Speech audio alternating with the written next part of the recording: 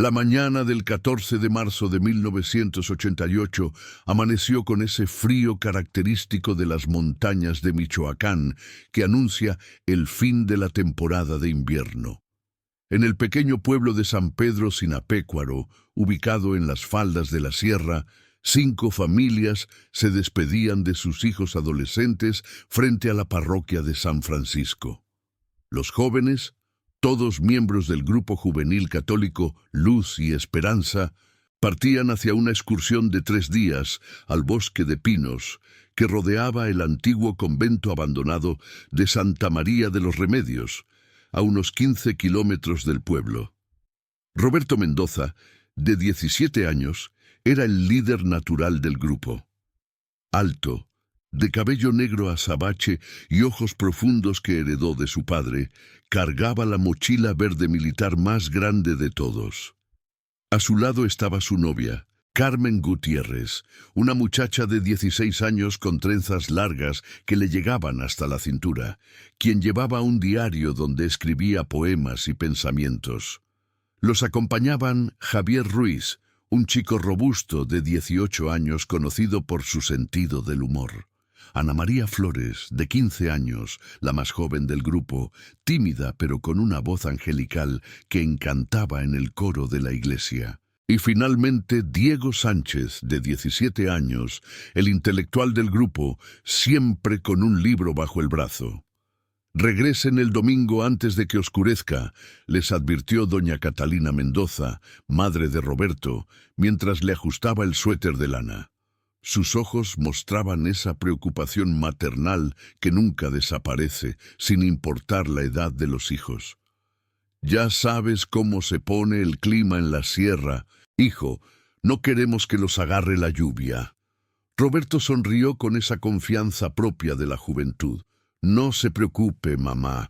El padre Julio dice que el clima estará perfecto. Además, Diego trajo mapas y una brújula. Estaremos bien». El padre Julio Contreras, un sacerdote de unos 40 años que había organizado la excursión como parte de las actividades de formación del grupo juvenil, los esperaba junto a la camioneta Ford azul, que los llevaría hasta el punto de partida del sendero. Era un hombre delgado, de lentes redondos y barba cuidadosamente recortada, conocido en el pueblo por su dedicación a la juventud y su amor por la naturaleza. Si te gusta esta historia, suscríbete al canal y déjanos en los comentarios desde dónde nos estás viendo. Nos encanta saber que tenemos amigos en todo México y el mundo. ¿Están listos los exploradores?, preguntó el padre Julio con entusiasmo mientras revisaba las provisiones en la parte trasera de la camioneta. Recuerden que esta experiencia no es solo una excursión, es una oportunidad para conocerse mejor, para fortalecer su fe y para aprender sobre la belleza de la creación de Dios. Los 5 jóvenes asintieron, sus rostros iluminados por la emoción. Carmen abrazó a su madre, María del Socorro, quien no podía contener las lágrimas. «No llores, mamá», le susurró. «Son solo 3 días. Voy a escribir todo en mi diario y te lo contaré cuando regrese». La señora Gutiérrez le entregó una pequeña medalla de la Virgen de Guadalupe. «Lleva esto contigo, hija, que ella te proteja». A las 8 de la mañana, la camioneta se alejó por el camino de terracería que conducía hacia las montañas. Las familias se quedaron de pie frente a la parroquia, despidiéndose con las manos, mientras el vehículo se convertía en un punto azul cada vez más pequeño en la distancia. Ninguno de ellos podía imaginar que esa imagen sería el último recuerdo que tendrían de sus hijos. El viaje hasta el inicio del sendero tomó casi 2 horas. El camino serpenteaba entre campos de cultivo de maíz y aguacate. Pasaba por pequeñas rancherías donde los niños corrían detrás de la camioneta saludando, y gradualmente se elevaba hacia las montañas donde los pinos comenzaban a dominar el paisaje. El aire se volvía más fresco, más limpio, con ese aroma a resina y tierra húmeda que solo existe en los bosques de altura. Cuando llegaron al punto de partida, cerca de un pequeño claro donde terminaba el camino para vehículos, el padre Julio estacionó la camioneta junto a un viejo letrero de madera que decía «Sendero al convento de Santa María, 8 kilómetros». El letrero estaba carcomido por los años y apenas se podían leer las palabras. «Muy bien, muchachos», dijo el padre Julio, mientras todos bajaban de la camioneta y comenzaban a ponerse sus mochilas. «El plan es caminar durante unas 3 horas hasta llegar al convento. Ahí acamparemos en el claro que está junto a las ruinas. Mañana exploraremos la zona y el domingo regresamos temprano». Diego sacó su mapa y su brújula, estudiándolos con la seriedad de un cartógrafo profesional. «Según el mapa, el sendero es bastante directo, padre. Solo hay una bifurcación a mitad de camino, pero la señalización debería estar clara». Ana María, la más joven, miraba el bosque con una mezcla de emoción y nerviosismo. Los árboles se elevaban hacia el cielo como columnas de una catedral natural, y entre ellos se podía escuchar el canto de los pájaros y el murmullo del viento entre las ramas. «No hay animales peligrosos aquí, ¿verdad, padre?», preguntó con voz tímida. «Solo ardillas muy agresivas que roban comida», bromeó Javier, provocando risas en el grupo. «Aunque mi abuelo dice que hace años había osos en estas montañas, pero ya no quedan». El padre Julio revisó su reloj. «Son las 10:30. Si mantenemos un buen ritmo, llegaremos al convento antes de las 2 de la tarde. Tendremos tiempo de sobra para montar las tiendas de campaña y preparar la cena antes de que oscurezca». Roberto se colocó al frente del grupo, ajustándose las correas de su mochila. «Vamos entonces, tengo ganas de ver ese convento del que tanto nos ha hablado, padre». El sendero comenzaba como un camino bien definido, marcado por piedras a los lados y señales ocasionales en los árboles. Los jóvenes caminaban en fila india, con Roberto liderando, seguido por Carmen, luego Ana María, después Javier y finalmente Diego, quien ocasionalmente se detenía para consultar su brújula y anotar algo en un pequeño cuaderno. El padre Julio caminaba entre ellos, asegurándose de que nadie se quedara atrás. Durante la primera hora el ánimo era festivo. Carmen cantaba canciones del grupo juvenil que los demás coreaban. Javier contaba chistes que hacían reír hasta a Diego, quien normalmente mantenía una expresión seria. El bosque los envolvía con su belleza salvaje, rayos de sol que se filtraban entre las copas de los árboles, creando columnas de luz dorada. El olor penetrante de los pinos, el crujido de las hojas secas y las agujas de pino bajo sus pies. «¡Miren!», señaló Ana María hacia un claro entre los árboles. Un venado. Todos se detuvieron para observar al animal, un macho joven con pequeñas astas que los miraba con curiosidad antes de saltar con gracia y desaparecer entre la vegetación. «Es hermoso, ¿verdad?», comentó el padre Julio. «Esto es lo que quería que experimentaran, la naturaleza en su estado puro, lejos del ruido del pueblo, de las distracciones. Aquí uno puede escuchar la voz de Dios con mayor claridad». Continuaron caminando, pero después de otra media hora, el sendero comenzó a volverse menos definido.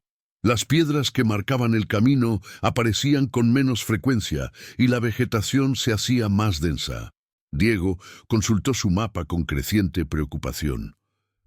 «Deberíamos haber llegado ya a la bifurcación», murmuró, más para sí mismo que para los demás.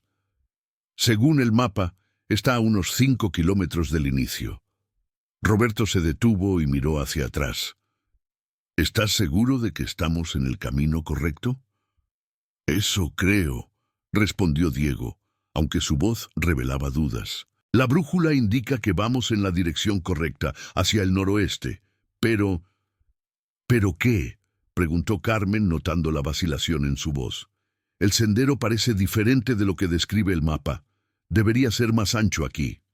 El padre Julio se acercó a examinar el mapa. El cielo, que había estado despejado toda la mañana, comenzaba a nublarse. Entre las copas de los árboles, nubes grises empezaban a acumularse. «Sigamos un poco más», decidió el sacerdote. «Si en media hora no encontramos la bifurcación, regresaremos y buscaremos dónde nos desviamos». Pero media hora después, no solo no habían encontrado la bifurcación, sino que el sendero prácticamente había desaparecido.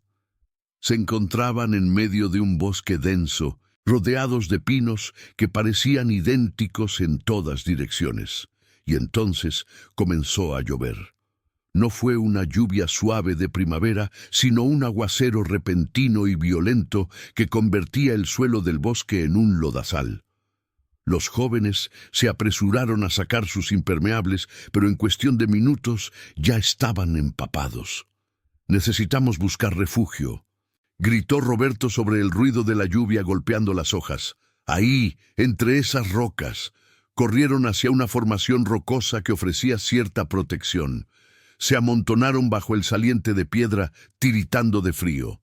La temperatura había bajado drásticamente y la tarde, que había comenzado soleada, ahora parecía oscura como el anochecer. Carmen abrazaba su mochila, tratando de proteger su diario de la humedad. Ana María lloraba en silencio, su rostro pálido de miedo. Javier, quien siempre tenía un chiste para cualquier situación, permanecía callado, mirando la cortina de lluvia que los separaba del resto del mundo. «Tranquilos», intentó calmarlos el padre Julio, aunque su propia voz revelaba preocupación. «Es solo una tormenta. Pasará pronto. Cuando pare, volveremos sobre nuestros pasos y encontraremos el camino». Pero la tormenta no pasó pronto, continuó durante horas, y cuando finalmente amainó, el día se había convertido en noche. El bosque estaba completamente oscuro, iluminado solo ocasionalmente por relámpagos distantes. No tenían forma de saber en qué dirección quedaba el camino de regreso. Diego, con manos temblorosas, intentó consultar su brújula, pero en la oscuridad apenas podía ver las marcas. «Necesitamos luz», dijo. «¿Alguien tiene una linterna?» Roberto buscó en su mochila y sacó una linterna pequeña. La luz que proyectaba era débil, pero suficiente para ver sus rostros asustados. «Vamos a tener que pasar la noche aquí», decidió el padre Julio. «Es demasiado peligroso intentar movernos en la oscuridad. Montaremos las tiendas aquí, junto a las rocas. En cuanto amanezca, buscaremos el camino de regreso». Nadie discutió. Con dedos entumecidos por el frío y la ropa empapada, comenzaron a sacar las tiendas de campaña de sus mochilas. El proceso, que debería haber tomado 20 minutos, les llevó más de una hora en la oscuridad, con solo la débil luz de la linterna para guiarlos. Finalmente, montaron 2 tiendas pequeñas. Las chicas dormirían en una, los chicos y el padre Julio en la otra. Antes de meterse en las tiendas, el padre Julio los reunió en un círculo. «Recemos», dijo, tomando las manos de Roberto y Carmen. Los demás hicieron lo mismo, formando un círculo bajo la lluvia que había vuelto a caer, ahora más suave. «Padre nuestro, que estás en los cielos». Sus voces se unieron en la oración, buscando consuelo en las palabras familiares. Cuando terminaron, el padre Julio añadió: «Dios nos protege, muchachos. Mañana encontraremos el camino. Ahora descansen». Pero ninguno de ellos pudo dormir realmente esa noche. El frío penetraba a través de las tiendas húmedas y cada sonido del bosque, el crujido de una rama, el ulular de un búho, el aullido distante de lo que podría haber sido un coyote, los mantenía en alerta constante. Carmen, apretando su diario contra el pecho, susurraba oraciones. Ana María sollozaba quedamente.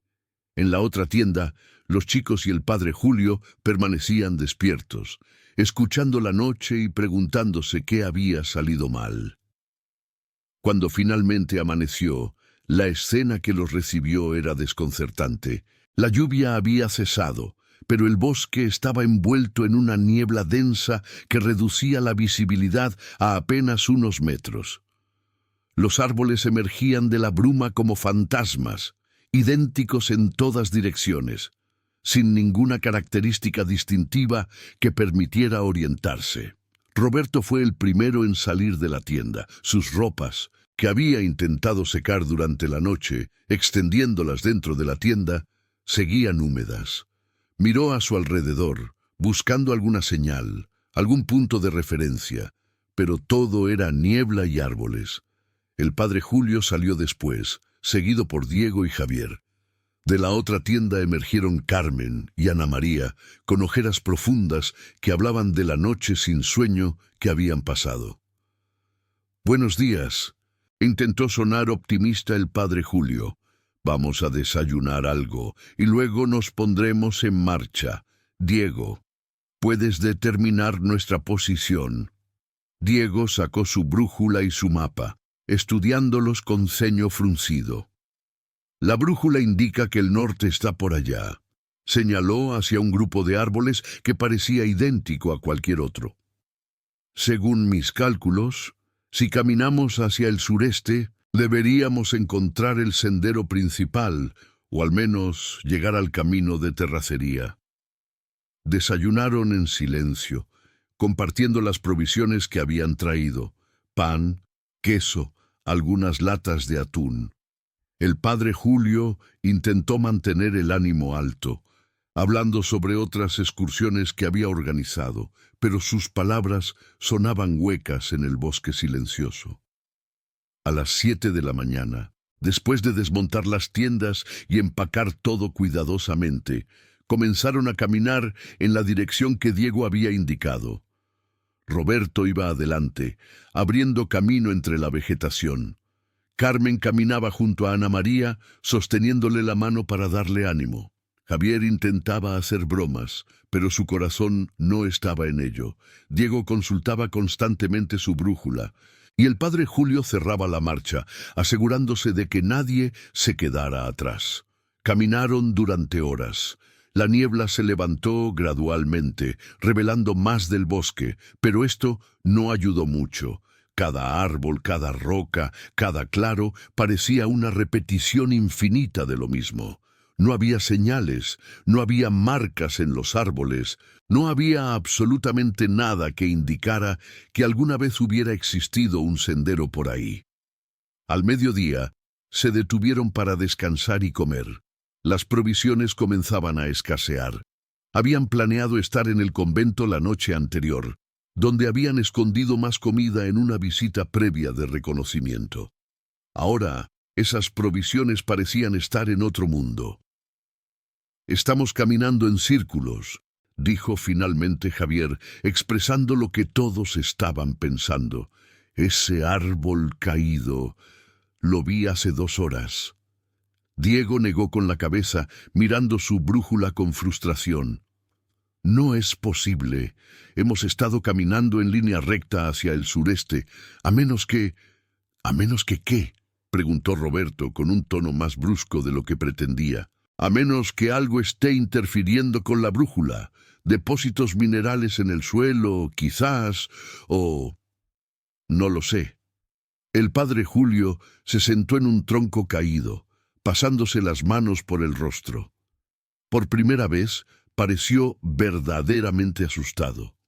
«Tenemos que mantener la calma», dijo, aunque era obvio que él mismo estaba luchando por mantenerla.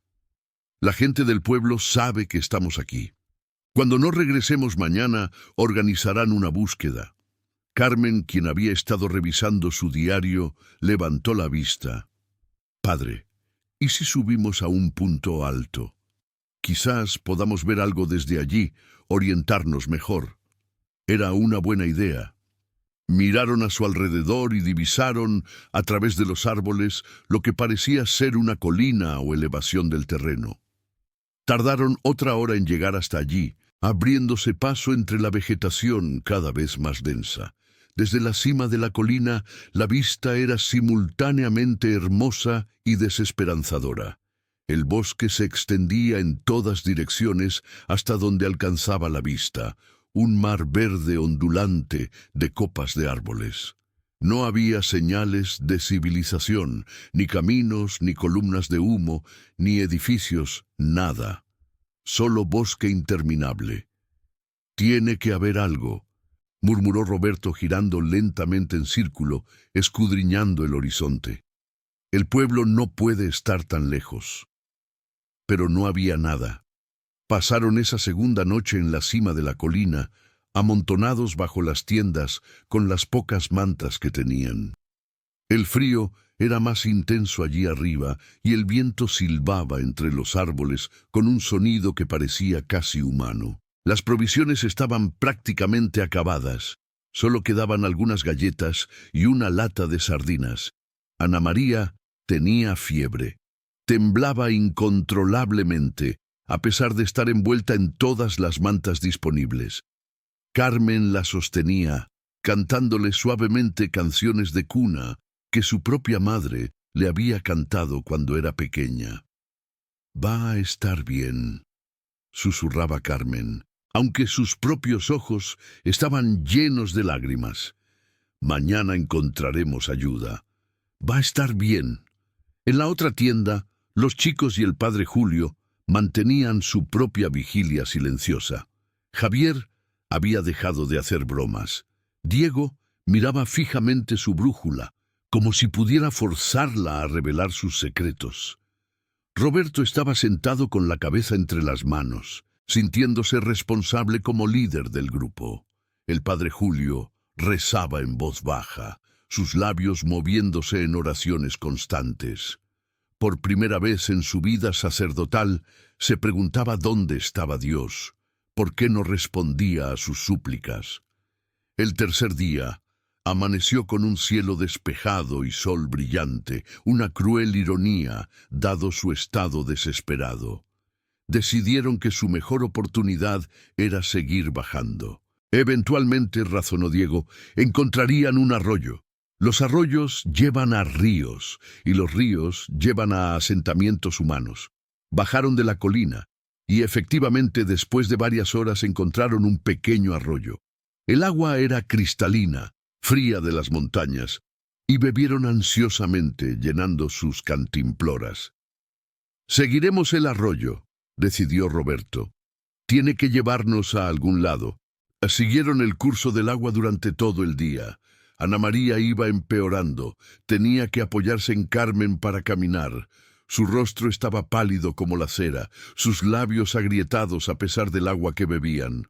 El padre Julio la ayudaba por el otro lado, y entre los dos prácticamente la cargaban. Cuando el sol comenzó a ponerse, llegaron a un lugar donde el arroyo se ensanchaba formando un pequeño estanque, y ahí, en la orilla opuesta, vieron algo que hizo que sus corazones se detuvieran.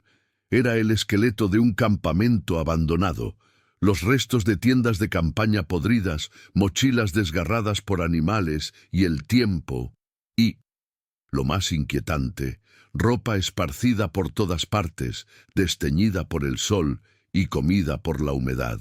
Se acercaron lentamente como si estuvieran en un sueño, una pesadilla. Diego recogió una de las mochilas, examinándola. Dentro encontró un carnet de estudiante, tan deteriorado que apenas se podía leer el nombre, pero la fecha era visible, 1975. «Alguien más se perdió aquí», susurró Javier, su voz apenas audible. «Hace 13 años. El descubrimiento los golpeó como un puñetazo. No eran los primeros en perderse en este bosque, y esa gente nunca había sido encontrada». Carmen comenzó a llorar abiertamente. «Vamos a morir aquí, ¿verdad? Como ellos. Nadie nos va a encontrar». «No», dijo Roberto con firmeza, aunque él mismo sentía terror. «No vamos a rendirnos. Somos diferentes. Vamos a salir de aquí». Pero sus palabras sonaban vacías incluso para él. Esa noche, acamparon lejos del esqueleto del campamento, pero su presencia los perseguía. ¿Quiénes habían sido esas personas? ¿Habían muerto de hambre, de frío o de desesperación? Mientras tanto, en San Pedro Sinapecuaro, la alarma había sonado. El domingo por la tarde, cuando el grupo no regresó, las familias comenzaron a preocuparse. Al caer la noche, cuando todavía no había señales de ellos, el padre de Roberto organizó un grupo de búsqueda. 20 hombres del pueblo, algunos a caballo, partieron hacia el bosque con linternas y antorchas. Siguieron el camino hasta el punto donde debía comenzar el sendero al convento, pero allí se confundieron. Había múltiples senderos, algunos más transitados que otros, y en la oscuridad era imposible saber cuál habían tomado los jóvenes. Llamaban sus nombres en la noche, sus voces haciendo eco entre los árboles. Roberto, Carmen, Diego, Ana María, Javier. Pero solo el silencio del bosque les respondía. La búsqueda continuó durante días. Se unieron más voluntarios del pueblo y de las rancherías cercanas. La policía estatal envió un equipo. Trajeron perros rastreadores que olfatearon la ropa que los jóvenes habían dejado en sus casas y luego ladraron frenéticamente al inicio de los senderos antes de perderse en la confusión de olores del bosque. Encontraron la camioneta del padre Julio exactamente donde la había dejado, intacta, pero de los 6 desaparecidos ni rastro. Doña Catalina Mendoza pasaba los días en la parroquia, arrodillada frente a la imagen de la Virgen de Guadalupe, rezando sin cesar. La señora Gutiérrez hacía lo mismo. Las madres de los otros jóvenes se turnaban, manteniendo una vigilia de oración constante, rogando por un milagro. El padre Esteban, el sacerdote que había reemplazado temporalmente al padre Julio, celebraba misas especiales por los desaparecidos. La iglesia estaba llena cada noche, con velas encendidas y oraciones murmuradas. Todo el pueblo participaba en la búsqueda de una forma u otra, llevando comida a los equipos de rescate, organizando turnos, distribuyendo volantes con las fotos de los jóvenes. Pero pasaron semanas sin resultados. Los equipos de búsqueda peinaron kilómetros y kilómetros de bosque.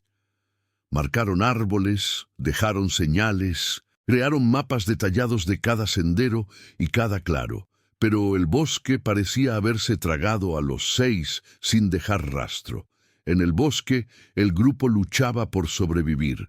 Las provisiones se habían acabado completamente al 4.º día.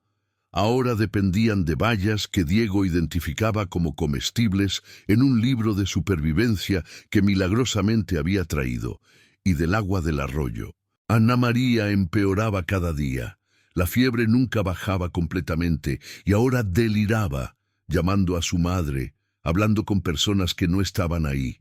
El padre Julio se quedaba con ella durante horas, poniendo paños húmedos en su frente, rezando, ofreciendo palabras de consuelo que ella probablemente no escuchaba.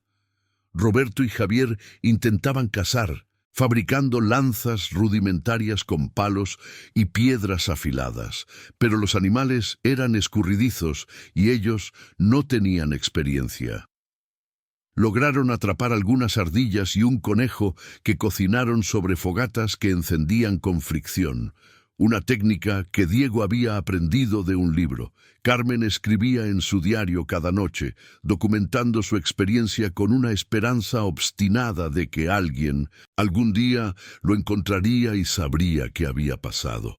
Día 9. Escribió con mano temblorosa a la luz de la fogata. Ana María está muy enferma.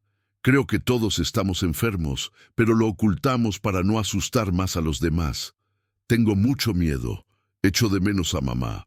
Echo de menos mi casa, mi cama, comida caliente, cosas que antes daba por sentadas.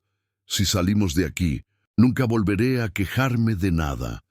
Diego, quien había asumido el rol de cartógrafo del grupo, pasaba horas intentando crear un mapa de los lugares donde habían estado, marcando árboles para no caminar en círculos. Pero incluso con sus precauciones, a veces encontraban sus propias marcas en lugares donde juraban no haber estado antes.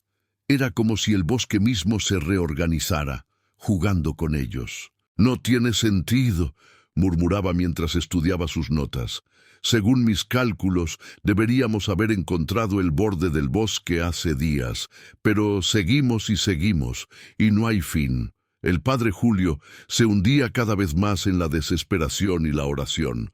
Se flagelaba mentalmente, culpándose por haber organizado la excursión, por no haber revisado mejor el camino, por poner en peligro a estos jóvenes confiados a su cuidado. Celebraba misas improvisadas, usando piedras como altar y hojas como hostias, buscando desesperadamente la presencia de Dios en ese lugar abandonado. En la segunda semana, Ana María murió. Fue durante la noche mientras dormía abrazada a Carmen. Simplemente dejó de respirar, su pequeño cuerpo finalmente cediendo a la fiebre y el agotamiento. Carmen despertó abrazando un cadáver, y su grito despertó a todos los demás. El llanto que siguió fue desgarrador. Lloraron por Ana María, lloraron por ellos mismos, lloraron por la esperanza que se estaba muriendo junto con ella. El padre Julio ofició un funeral improvisado. Cavaron una tumba con sus manos y palos. Envolvieron el cuerpo de Ana María en la tienda de campaña menos dañada y la enterraron bajo un pino grande que marcaron con una cruz hecha de ramas. El padre recitó las oraciones de los muertos, su voz quebrándose en cada palabra.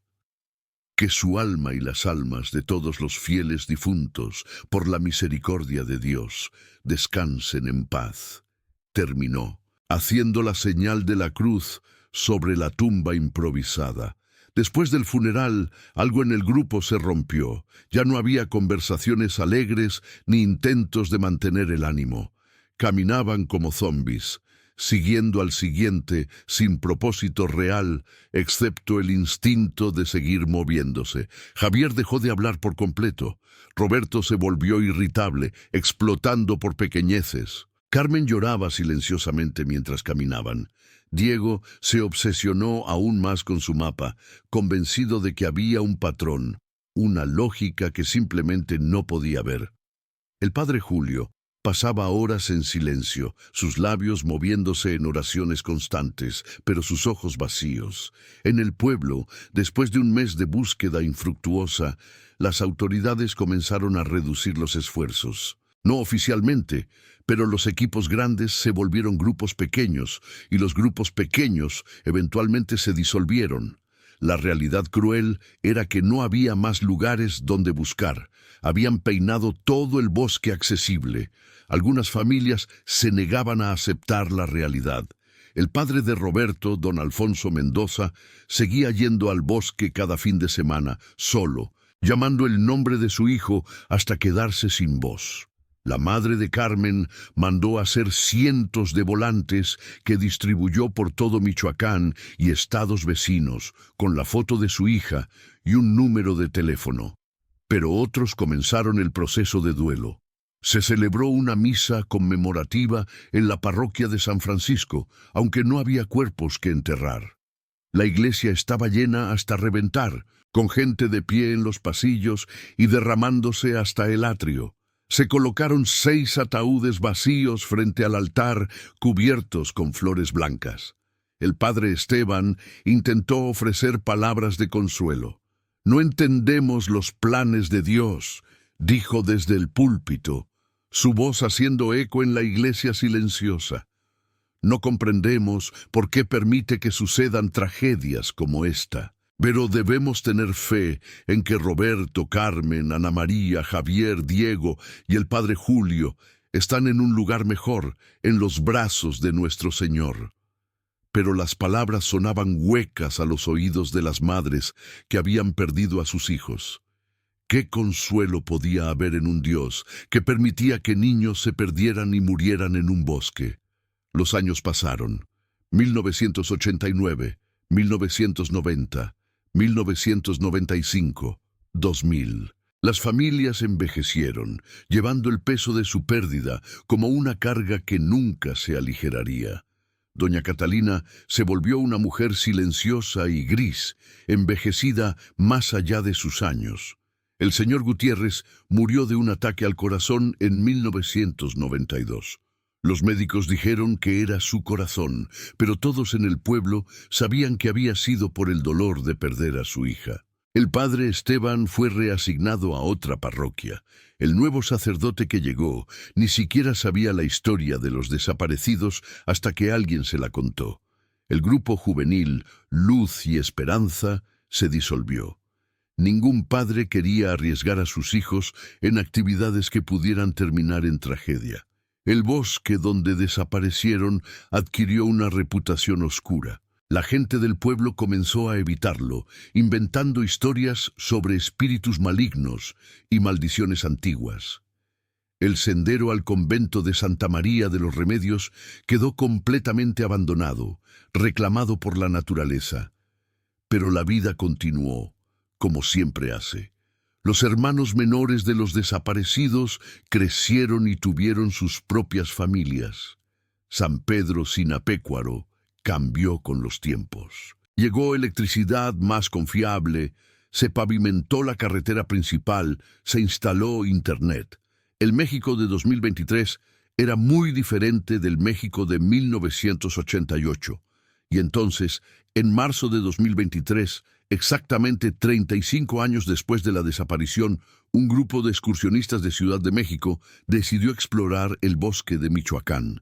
Eran 4 amigos en sus 20s, equipados con GPS, teléfonos satelitales, equipo moderno de camping.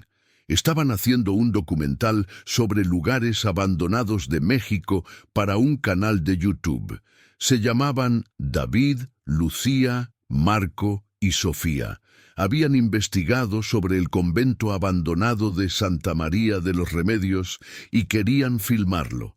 Encontraron referencias antiguas sobre su ubicación y, usando tecnología GPS, planearon una ruta que evitaba los senderos tradicionales, cortando directamente a través del bosque. El tercer día de su excursión, mientras caminaban por una parte particularmente densa del bosque que claramente no había visto presencia humana en décadas, Sofía tropezó con algo. «¿Qué demonios?», murmuró mirando hacia abajo. Era una mochila, vieja, descolorida, medio enterrada en hojas y tierra, pero inconfundiblemente una mochila. «Chicos», llamó a los demás, «miren esto». Se reunieron alrededor. David comenzó a filmar con su cámara. Lucía sacó guantes de su mochila y cuidadosamente comenzó a desenterrar la mochila antigua. «Tiene que tener décadas», comentó Marco, examinándola. «Miren cómo está desintegrada la tela». Pero lo que encontraron después los dejó sin palabras. A pocos metros de la primera mochila encontraron otra, y luego otra, y otra más, y finalmente una quinta. 5 mochilas, alineadas en una fila perfecta, como si alguien las hubiera colocado ahí cuidadosamente. «Esto es extraño», dijo Lucía, sintiendo un escalofrío recorrer su espalda. «¿Por qué estarían alineadas así?».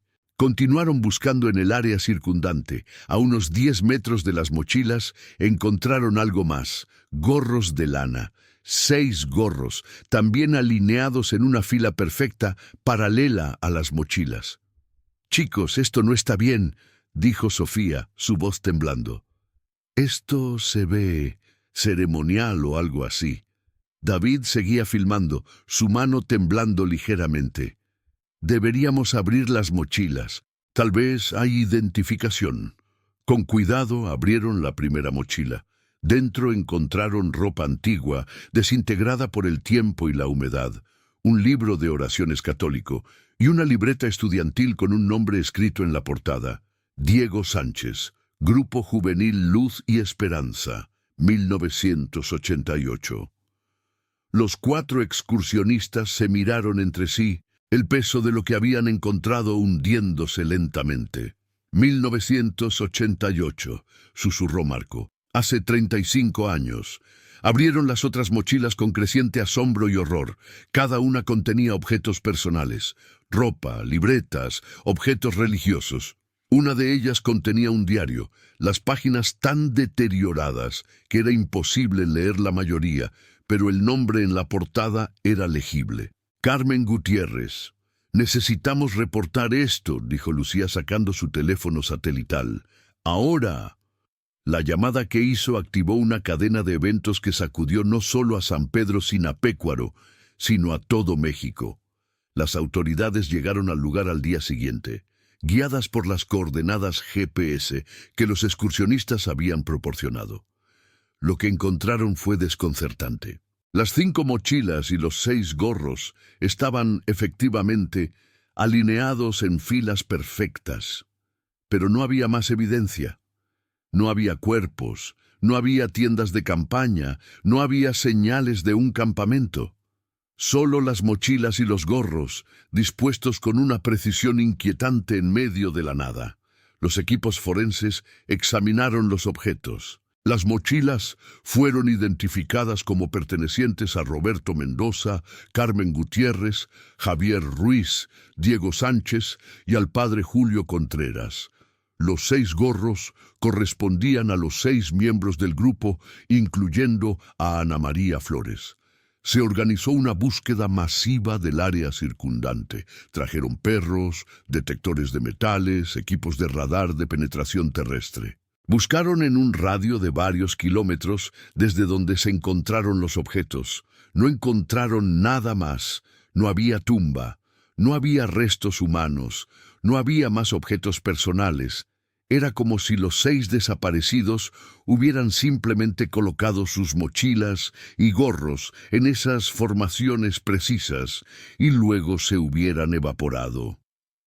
La noticia llegó a San Pedro Sinapecuaro como una bomba. Las familias sobrevivientes, ahora mucho más viejas, algunas ya habiendo perdido a otros seres queridos en el transcurso de los años, fueron convocadas para identificar los objetos. Doña Catalina Mendoza, ahora de 72 años, sostuvo la mochila verde militar de su hijo con manos temblorosas. «Es de Roberto», confirmó, lágrimas corriendo por su rostro arrugado. «La reconocería en cualquier lugar. Yo se la compré para su cumpleaños número 16. La señora María del Socorro Gutiérrez, viuda desde hacía años, abrió el diario de su hija con reverencia. Aunque la mayor parte era ilegible, pudo distinguir algunas palabras aquí y allá. Miedo, perdidos, mamá». Se abrazó el diario contra el pecho y sollozó como no lo había hecho en décadas. Los medios nacionales recogieron la historia. Misterio en Michoacán. Encuentran pertenencias de grupo desaparecido hace 35 años, titulaban los periódicos. Los programas de televisión dedicaban segmentos especiales al caso. Las redes sociales explotaban con teorías. Extraterrestres, tráfico humano, sacrificios rituales, portales dimensionales. Pero la explicación más simple y más terrible era probablemente la correcta. Los 6 se habían perdido en el bosque y habían muerto allí. Pero entonces, ¿quién había alineado sus mochilas y gorros de esa manera? ¿Y dónde estaban sus restos? Un antropólogo forense llamado Dr. Martín Reyes propuso una teoría. Es posible, explicó en una entrevista televisiva, que los miembros del grupo, sabiendo que iban a morir, hayan creado esta escena como un último intento de dejar evidencia de su presencia, algo que pudiera ser encontrado eventualmente. «¿Pero cómo supieron que iban a morir?», preguntó el entrevistador. El doctor Reyes suspiró. Después de semanas perdidos en el bosque, sin comida, debilitándose cada día, ellos sabían. Y tal vez quisieron que sus familias encontraran algo, cualquier cosa, para tener cierre. Era una teoría razonable, pero no explicaba todo. No explicaba por qué solo había 5 mochilas cuando había 6 personas. No explicaba dónde estaban los cuerpos, y definitivamente no explicaba por qué nadie había encontrado este lugar en 35 años de búsquedas, cuando ahora parecía estar a solo unos kilómetros del sendero principal. Las búsquedas continuaron durante semanas. El gobierno de Michoacán, consciente de la atención mediática, dedicó recursos significativos. Trajeron helicópteros con cámaras térmicas, exploraron cuevas en el área, dragaron pequeños lagos y estanques. Y finalmente, a 1 kilómetro al norte de donde se encontraron las mochilas, un equipo de búsqueda encontró algo. Una tumba poco profunda bajo un pino grande, marcado con una cruz de ramas que casi se había desintegrado por el tiempo. Excavaron cuidadosamente. Dentro encontraron restos óseos humanos, pequeños, de una persona joven. Los análisis forenses posteriores confirmarían que pertenecían a una mujer de aproximadamente 15 años de edad, Ana María Flores. El entierro fue respetuoso, indicando que había sido hecho con cuidado por personas que la querían. Esto confirmaba parte de la teoría. El grupo había sobrevivido lo suficiente para enterrar a uno de sus miembros. Pero, ¿dónde estaban los otros 5?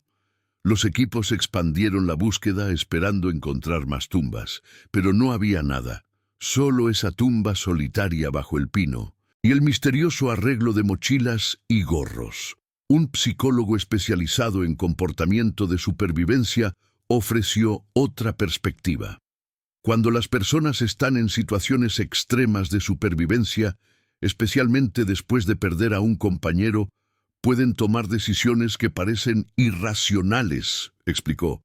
Es posible que después de enterrar a Ana María, el grupo decidiera separarse. Tal vez pensaron que tendrían mejores oportunidades de encontrar ayuda si se dividían. O tal vez el estrés psicológico era demasiado y el grupo simplemente se desintegró. ¿Pero por qué dejar sus mochilas?, preguntó un reportero. Las mochilas pueden haber representado peso que ya no podían cargar. En las etapas finales de inanición, cada gramo cuenta. Tal vez decidieron llevar solo lo esencial y dejar atrás todo lo demás.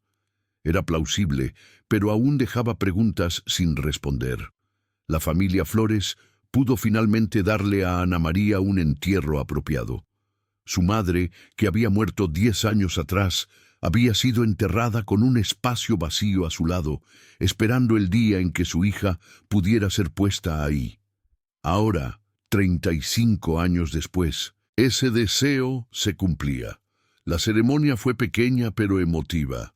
Los hermanos mayores de Ana María, ahora adultos de mediana edad que apenas recordaban a su hermana pequeña, lloraron mientras el ataúd era bajado a la tierra. «Finalmente está en casa», dijo uno de ellos. «Finalmente está con mamá». Pero para las otras 4 familias no había tal cierre. Sus seres queridos seguían desaparecidos. Los objetos que habían sido encontrados fueron devueltos a las familias después de que las investigaciones forenses terminaran. Doña Catalina guardó la mochila de Roberto en su habitación, junto a fotos de él cuando era niño. A veces, tarde en la noche, la sacaba y la sostenía, intentando sentir alguna conexión con el hijo que había perdido hacía tanto tiempo. Las teorías continuaban multiplicándose. Un autor de libros de misterio escribió un bestseller sobre el caso, proponiendo que el grupo había sido víctima de un asesino serial que operaba en esos bosques.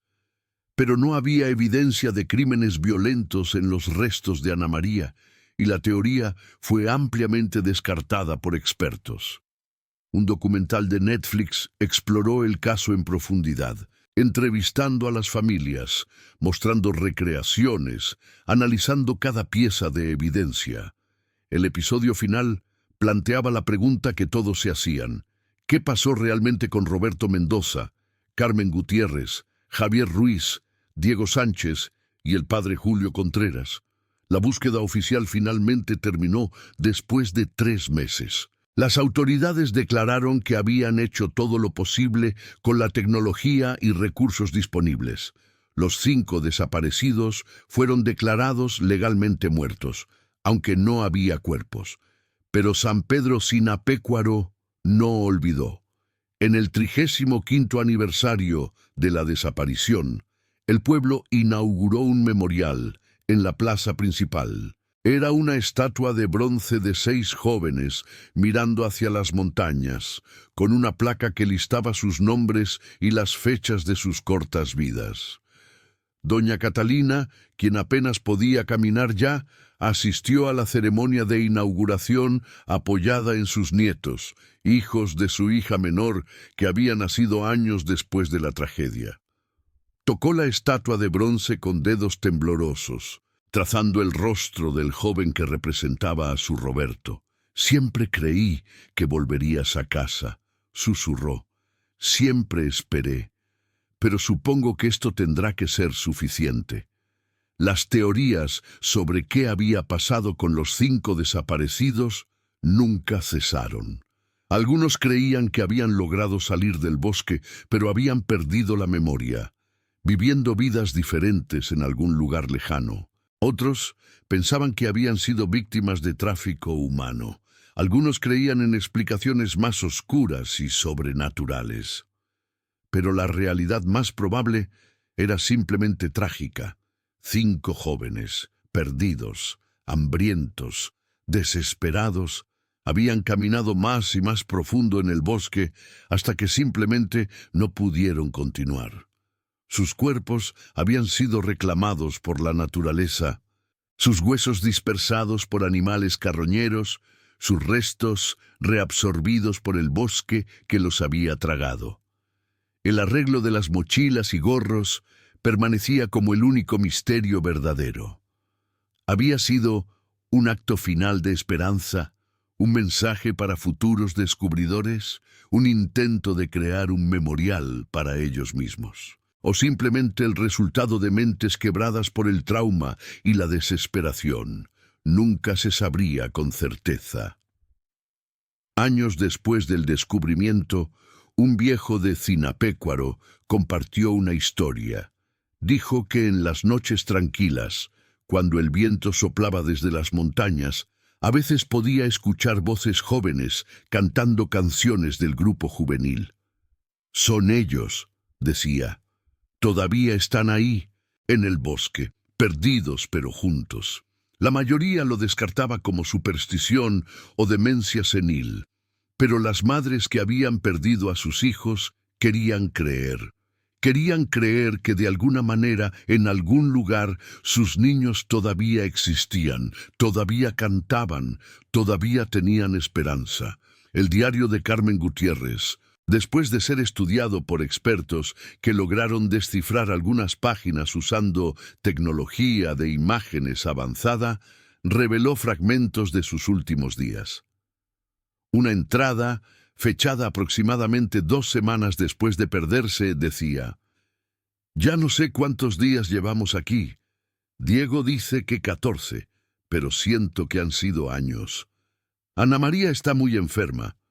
Roberto y Javier intentan ser fuertes, pero los veo llorar cuando creen que nadie los ve. El padre Julio reza todo el tiempo, pero creo que hasta él está perdiendo la fe.